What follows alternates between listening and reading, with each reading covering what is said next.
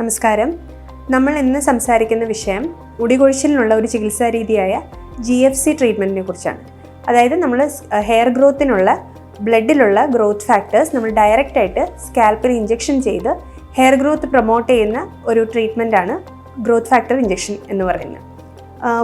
കൂടുതലായിട്ടും നമ്മളത് ബോൾനെസ്, അതായത് മെയിൽ പാറ്റേൺ അല്ലെങ്കിൽ ഫീമെയിൽ പാറ്റേൺ ഹോർമോൺ റിലേറ്റഡ് ആയിട്ടുള്ള ഹെയർ ഗ്രോത്ത് ഇഷ്യൂസിനാണ് PRP അല്ലെങ്കിൽ GFC ട്രീറ്റ്മെൻറ്റ് ചെയ്യാറുള്ളത്.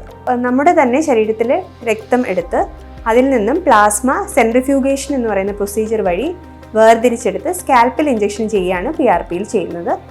ഇതിൻ്റെ ഏറ്റവും വലിയ അഡ്വാൻറ്റേജ് എന്ന് പറയുന്നത് നമ്മുടെ ശരീരത്തിൽ തന്നെ രക്തം ഉപയോഗിച്ച് ചെയ്യുന്നതുകൊണ്ട് ഇതിന് വേറെ അലർജിയോ വേറെ എന്തെങ്കിലും സിഗ്നിഫിക്കൻ്റ് ആയിട്ടുള്ള കോംപ്ലിക്കേഷൻസോ ഒന്നുമില്ല. ഏത് പ്രായത്തിലുള്ളവർക്കും PRP അല്ലെങ്കിൽ GFC ട്രീറ്റ്മെൻറ്റ് സേഫായിട്ട് ചെയ്യാവുന്നതാണ്.